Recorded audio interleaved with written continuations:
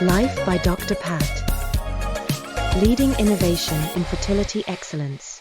Deep dive into reproduction with Life by Dr. Pat. Culture and regulations surrounding IVF in Thailand. Okay, so today we're diving into IVF in Thailand. It's a really interesting area. Yeah, it really is. A lot of layers. You know, you think of Thailand, you think fertility tourism, right? Right. But it's way more complicated than that, especially recently. Exactly. The laws have changed, haven't they? It's like a total shift. Huge shift. The baby gammy case, remember that? Oh, wow, yeah. That whole thing really brought it into the spotlight. Totally did. Changed everything. Really exposed the complexities, the ethical questions, the legal battles. Yeah, a real landmark case. So what are we looking at today? I mean, what's the focus of our deep dive? Well, we're going to unpack the cultural and political side of IVF in Thailand, like how those forces shape the whole landscape. Okay, yeah, that makes sense. It's not just about the medical procedures themselves. No, not at all. It's about the whole context. You can't understand one without the other. Right. So Thailand, obviously more than just, temples and beaches. Ah, yeah. So much more. It's a rich tapestry, you could say. Buddhism, ancient traditions. Oh, right. And surprisingly recent inventions. Like Pad Thai. Pad Thai. Yeah, believe it or not, Pad Thai was invented in like the 1930s. No way. I had no idea. I thought it was ancient. Nope, pretty recent. Shows how things change, even in a culture steeped in tradition. Huh, interesting. So how does all this cultural background tie into healthcare, specifically IVF? Well, take respect for elders, for example. That plays a huge EE role. How so? Well, it affects how medical teams operate, the hierarchy. Oh, I see. Like junior doctors might not question senior doctors. Exactly. And patients might hesitate to challenge their doctor's recommendations. Even if they have doubts. Yeah, even if they have doubts. It's about saving face, maintaining harmony. Which is important, but... But it can also create barriers to open communication, which isn't ideal in, complex medical situations. Right, right. And what about the financial side of things? Loosely not covered by universal health care. Oh, wow. So it's a private pay system? Largely, yeah. Creates issues of access, affordability, big one. So who can actually afford it? Is it only the wealthy? Pretty much. I mean, in 2016, something like only 0.01% of infertile patients could access RT. Wow, that's a tiny fraction. It is. Really highlights the disparity.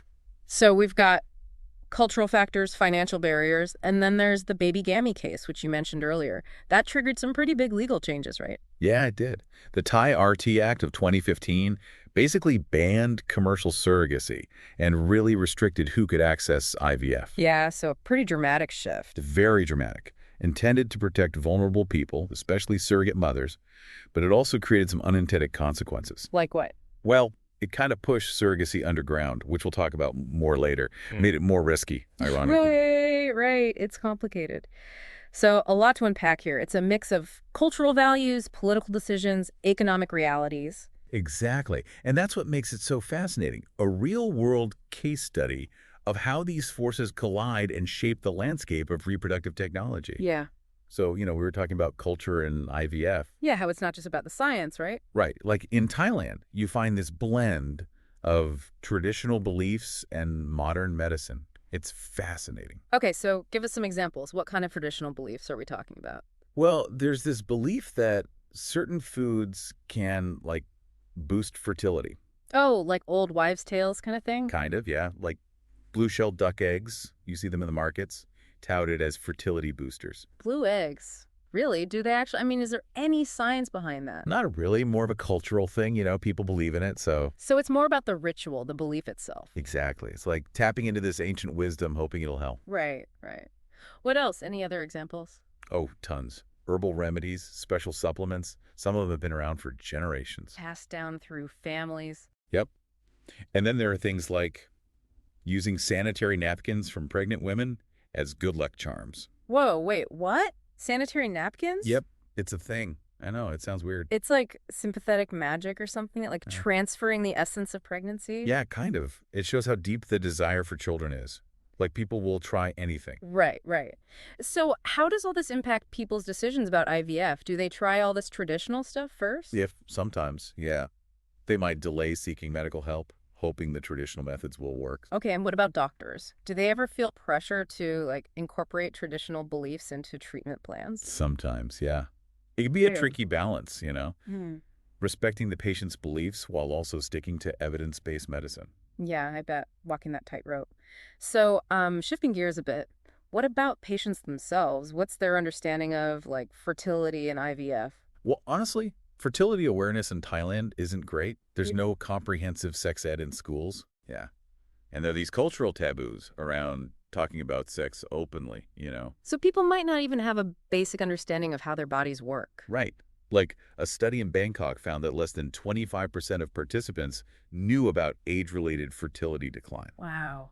So they might be facing infertility without even realizing that age is a factor. Exactly. Makes it harder to make informed decisions. Yeah, for sure. So who helps them navigate this? I mean, who are the key players in supporting IVF patients? Well, you've got the reproductive endocrinologists, of course. They're the doctors specializing in infertility. Right, they're the ones who diagnose and treat, develop the treatment plans, all that. Exactly. They guide patients through the whole IVF process. And in Thailand, they have a formal education and certification process, so they're qualified. Okay, that's good. What about nurses? Do they play a big role? Oh, huge. Fertility nurses are essential. They do everything from educating patients to administering meds to providing emotional support. Wow, they're like the backbone of the clinic, keeping everything running smoothly. Exactly. But here's the thing. There's actually no formal certification process for fertility nurses in Thailand. Seriously, they're doing all this crucial work without any standardized training. Yeah, it's a gap in the system that needs to be addressed. Totally agree. Okay, and then we've got the embryologists, right? The scientists who work in the lab. Yep. They handle the eggs, sperm, and embryos, doing all those intricate procedures like in vitro fertilization and ICSI. Sounds like incredibly specialized work. It is, but get this. There's no formal degree requirement to be a clinical embryologist in Thailand. No degree, so like anyone can do it. Well, not anyone, but Hmm. it's a mix of people with backgrounds in different fields. They learn through on-the-job training, mostly. That's surprising. You'd think there would be, more rigorous standards. You would, and it does raise concerns about consistency and quality control. Makes sense. So we've got the doctors, nurses, embryologists. What about the patients themselves? Is there any support system for them, support groups, anything like that? Sadly, not really. There are a few online groups, but no formal organized support system. That's a shame. IVF is such a tough journey, physically and emotionally. People need that sense of community. Right. Just knowing you're not alone can make a huge difference. Okay, so we've talked about the people involved, the procedures. What about the language used to describe all this? Anything unique about IVF terminology in Thailand? Yeah, there's some interesting nuances, like artificial insemination is often translated directly as phasum tame. Okay, makes sense. Direct translation. What about IVF? IVF is often called Deklord Ki, which literally means test tube baby. Test tube baby. Wow, that's pretty direct. It is right. Shows how Thais view art. Just another method of conception. Very pragmatic. Interesting. What about surrogacy? How's that talked about? Well, originally it was Rabjang Tung Tan, which meant commercial surrogacy, but then the Medical Council started regulating it in 2001, and a new term emerged. Hayambun. Amambun. What does that mean? It means carrying a good karma.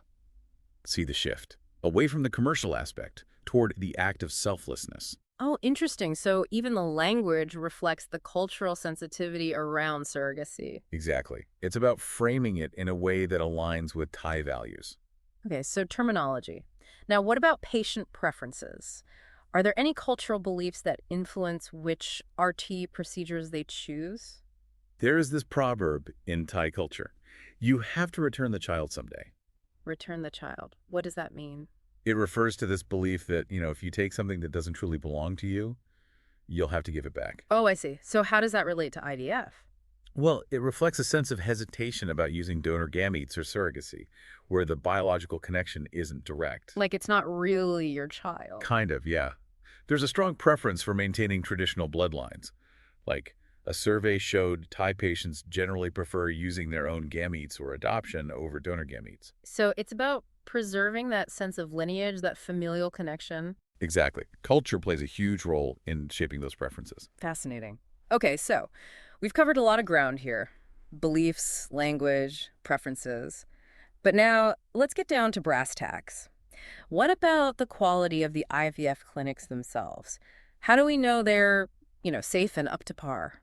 That's it's a really good question. And honestly, the situation's a bit mixed. How so? Well, clinics, they have to report data to the government, like every year. But there isn't like a super strong system for feedback or benchmarking. So they're giving numbers, but nobody's really checking if they're doing things right or comparing them to each other? Yeah, pretty much. And there's not a huge focus on like a safety culture in many clinics. CT culture, what do you mean by that? I mean, like an environment where everyone, the doctors, nurses, lab staff, everyone, they feel comfortable speaking up if they see something, off, where mistakes are seen as like learning experiences, not something to hide. Right, so it's about transparency, accountability. Exactly. And that's something that a lot of Thai IVF clinics could improve on. Okay, so how do we get there? How do we create that kind of culture? Well, first off, we need better data. The current IVF registry, it's not great. There's a lot of underreporting, especially when it comes to like foreign couples seeking treatment in Thailand. So we're missing a big chunk of the picture. Yeah, basically, we need a system that accurately tracks outcomes so we can spot problems and make improvements. And those improvements should be based on, like, solid science, right? Best practices, all that. Absolutely. We need to make sure Thai IVF clinics are meeting the highest international standards. Okay, so better data, higher standards. Anything else? Education, for sure. Training.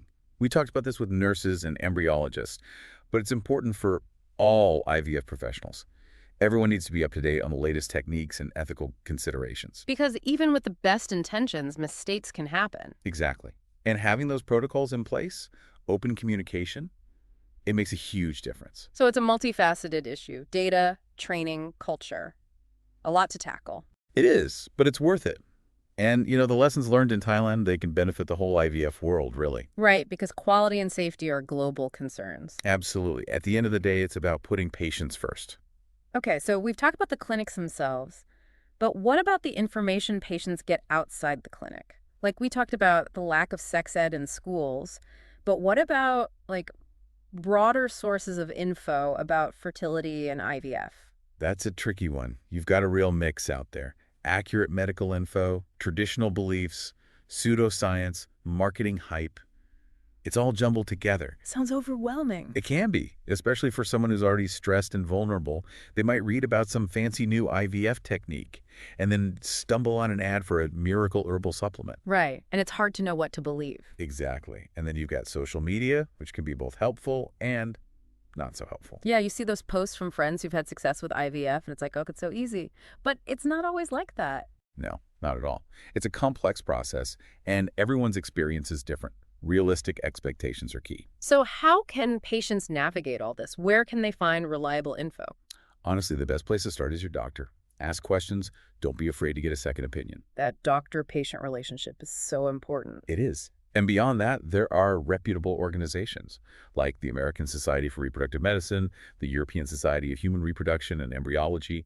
They've got good evidence-based info for patients. So stick to the trusted sources. Exactly. Knowledge is power, right? The more you know, the better equipped you are to make informed decisions. Totally. Okay, so we've talked about quality info and now the big one, cost. We've said that IVF isn't covered by universal health care in Thailand.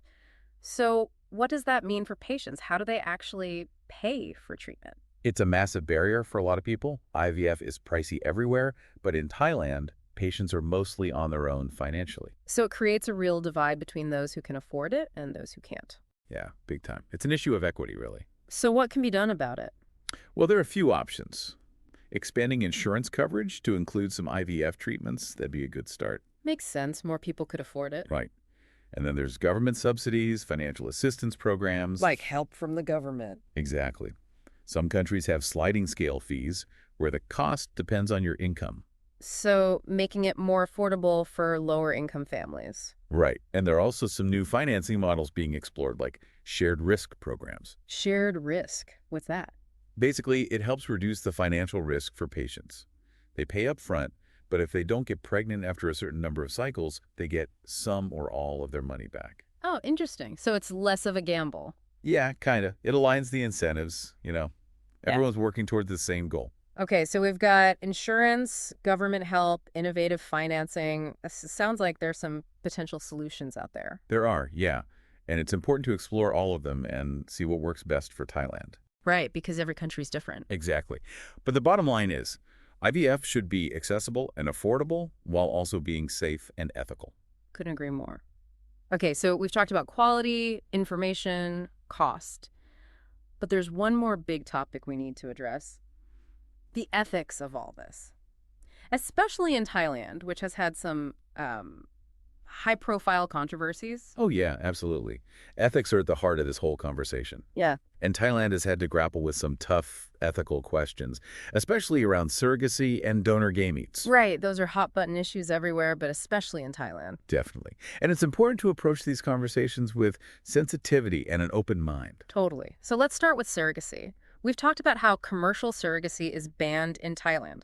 But what about altruistic surrogacy? Like, when a woman carries a baby for someone else without being paid? That's still allowed, but it's heavily regulated. Yeah. The intended parents have to jump through a lot of hoops, and there are strict rules about who can be a surrogate. So it's not an easy process. Nope.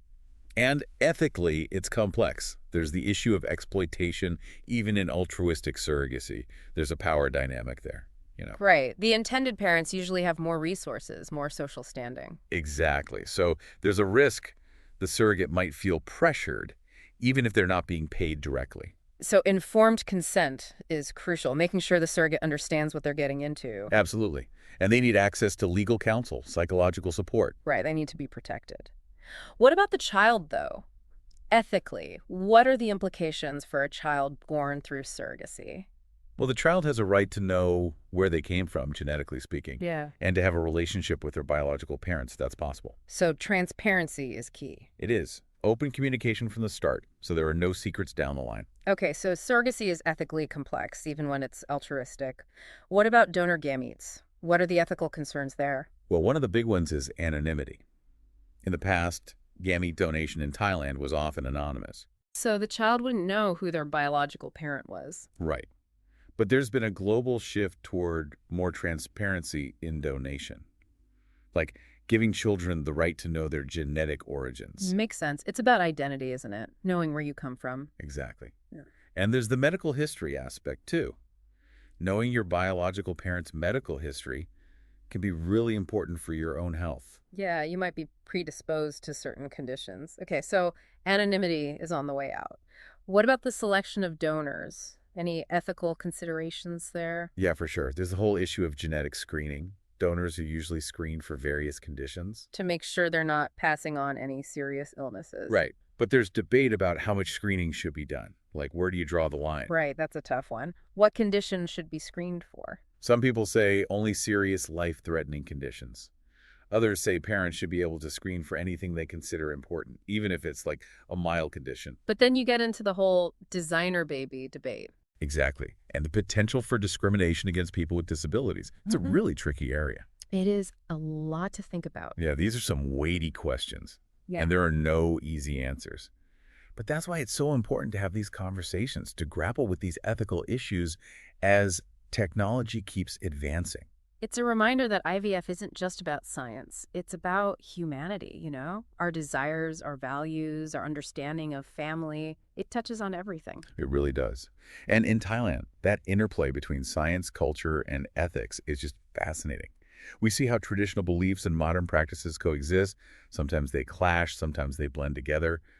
It's really unique. So as we wrap up our deep dive into Thailand's IVF scene, what are the key takeaways? What do we want listeners to remember? Well, I think the biggest thing is culture matters a lot. Those deep-rooted beliefs about family, karma, respect for elders, they shape everything about how IVF is perceived, practiced, regulated. Everything. And then there's the issue of reactive policies, like something happens, like the baby gammy case, and suddenly there's a ban. Boom. Right. And that knee-jerk reaction, it often leads to unintended consequences, like driving practices underground, making them riskier. Exactly.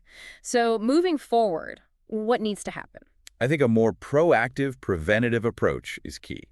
Addressing the root causes of, say, delayed childbearing. Better sex education, more awareness about fertility decline. Right, so people can make informed decisions earlier on. Exactly. And then on the regulatory side, less banning, more thoughtful regulation. Safety and ethical practices should be the focus. So a more nuanced approach, basically. Yeah, exactly. And investing in training and education for IVF professionals. Higher standards, more transparency, accountability. So everyone's working together to create a better system. Right. And ultimately, I think it's about having a national conversation. Patients, doctors, policymakers, ethicists, Mm-hmm. everyone needs to be involved. It's about finding a balance, right? All right? Respecting Thai values while also embracing best practices from around the world. Exactly. It's about finding that sweet spot where tradition meets innovation and where science is guided by compassion and respect for human dignity. Beautifully said. And to our listeners, we leave you with this question to ponder. As IVF keeps evolving, how can we make sure it benefits everyone in society, no matter who they are, what they believe, or how much money they have? It's a question worth thinking about. It is. All right, that's it for our deep dive into Thailand's Leading. IVF landscape. Thanks for listening. Innovation. Fertility. Excellence. Life by Dr. Pat. Leading innovation in fertility excellence.